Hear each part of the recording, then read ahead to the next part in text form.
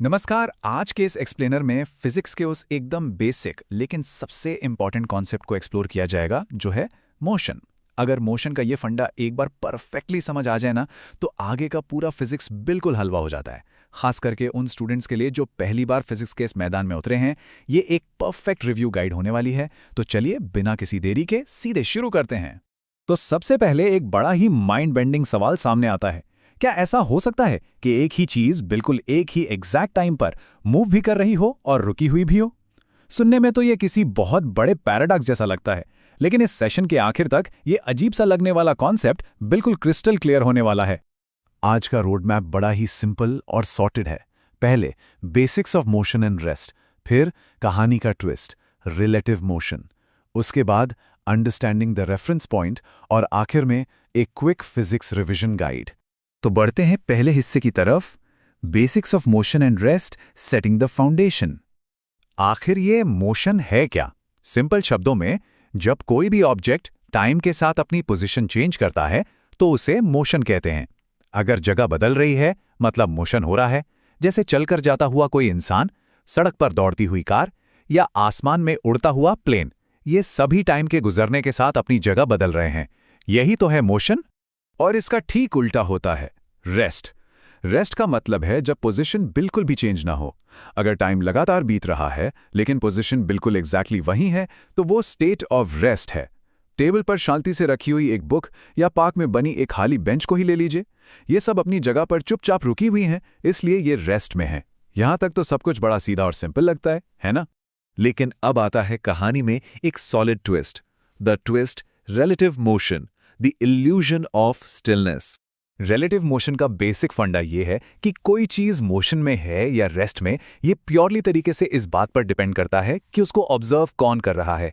ये बात अपने आप में बड़ी फैसिनेटिंग है कि एक सिंगल ऑब्जेक्ट एक ही वक्त पर रुका हुआ भी हो सकता है और तेजी से चल भी सकता है। सब कुछ बस देखने वाले के पर्सपेक्टिव का खेल है। इसे एक चलती हुई ट्रेन के एग्जाम्पल से समझते हैं। सोचिए एक ऑब्जर्वर ट्रेन के अंदर बैठा है। जब वो अपने पास बैठे किसी दूसरे पैसेंजर को देखता है तो वो पैसेंजर उसे बिल्कुल रेस्ट में लगता है, क्योंकि दोनों के बीच की दूरी तो बदल ही नहीं रही। लेकिन वहीं दूसरी तरफ अगर एक और ऑब्जर्वर प्लेटफॉर्म पर खड़ा होकर देख रहा हो तो उसे ट्रेन के अंदर बैठे दोनों पैसेंजर्स तेजी से मोशन में दिखेंगे। है ना अजीब? एक ही ट्रेन, वही लोग, लेकिन दो अलग अलग ऑब्जर्वर्स का एक्सपीरियंस एक दूसरे से बिल्कुल ही अलग। एक और एग्जाम्पल देखते हैं, कार का। एक चलती हुई कार के अंदर बैठे किसी पैसेंजर को अपना बगल में बैठा दोस्त बिल्कुल रुका हुआ लगता है, पर जब वही पैसेंजर खिड़की से बाहर सड़क के किनारे लगे पेड़ों को देखता है तो ऐसा लगता है जैसे वो रुका हुआ है और पेड़ तेजी से पीछे की तरफ भाग रहे हैं। इंटरनल ऑब्जर्वर के व्यू पॉइंट से देखने पर बाहर की रुकी हुई चीजें भी मोशन का एक जबरदस्त इल्यूजन क्रिएट करती हैं। और एक माइंड बेंडिंग रियलिटी सुने। अगर कोई चेयर पर बिल्कुल स्टिल बैठा है और सोच रहा है कि वो परफेक्टली रेस्ट में है, तो साइंस की रियलिटी कुछ और ही बताती है।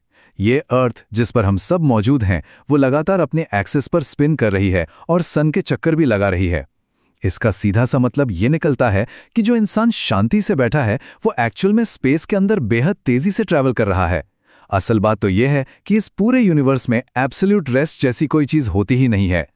अब इस कंफ्यूजन को दूर कैसे करें, इसके लिए बढ़ते हैं तीसरे हिस्से पर, understanding the reference point, measuring reality. Reference point वो एक स्पेसिफिक ऑब्जेक्ट या जगह होती है जिसके आधार पर हम ये लॉजिकली डिसाइड करते हैं कि कोई चीज सच में मूव कर रही है या रुकी हुई है। बिना किसी फिक्स्ड रेफरेंस पॉइंट के किसी भी ऑब्जेक्ट की स्टेट को एक्यूरेटली कंपेयर करना प्रैक्टिकली इम्पॉसिबल है। हर कंपैरिजन के लिए एक रिलायबल बेस का होना बिल्कुल जरूरी है। चलिए इस लॉजिक को 3 सिंपल स्टेप्स में ब्रेक डाउन करते हैं। स्टेप 1, एक रेफरेंस पॉइंट एस्टैब्लिश करना। जैसे यहां सड़क को एक रेफरेंस पॉइंट मान लिया गया। स्टेप 2, ऑब्जेक्ट को ऑब्जर्व करना। यहां सड़क पर चलती हुई कार को ध्यान से देखा गया। और फाइनल स्टेप 3, स्टेट को डिटरमिन करना। क्योंकि कार की पोजीशन सड़क के हिसाब से टाइम के साथ कॉन्टिन्यूसली बदल रही है, इसलिए लॉजिकली ये क्लियर हो जाता है कि कार मोशन में है।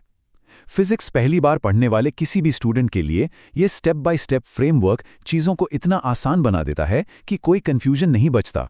तो अब वक्त है इस पूरे एक्सप्लेनर के आखिरी हिस्से का, quick physics revision guide, core takeaways.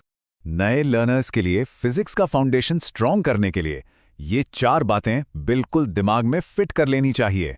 पहला, मोशन का मतलब है पोजीशन में टाइम के साथ आने वाला बदलाव। दूसरा, रेस्ट का मतलब है कंसिस्टेंटली एक ही पोजीशन मेंटेन करके रखना। तीसरा और सबसे बड़ा कॉन्सेप्ट, ये दोनों स्टेट्स रिलेटिव हैं और पूरी तरह से देखने वाले पर डिपेंड करती हैं। और आखिरी, किसी भी कंपैरिजन को सही तरीके से समझने के लिए एक रेफरेंस पॉइंट का होना एब्सोल्यूटली जरूरी है। अब जब मोशन, रेस्ट और रेफरेंस पॉइंट के ये बेसिक मैकेनिक्स बिल्कुल क्लियर हो चुके हैं, तो एक नया और बहुत ही इंटरेस्टिंग सवाल सामने आता है। डिस्टेंस और डिस्प्लेसमेंट के बीच का आखिर एक्चुअल डिफरेंस क्या होता है? ये एक ऐसा टॉपिक है जो शुरुआत में किसी का भी दिमाग घुमा सकता है। तो जब तक आगे के कंसेप्ट्स एक्सप्लोर नहीं होते, इन कोर फंडामेंटल्स को रिवाइज करते रहना है और आसपास होने वाले इस फैसिनेटिंग रिलेटिव मोशन को ऑब्जर्व जरूर करते रहना है।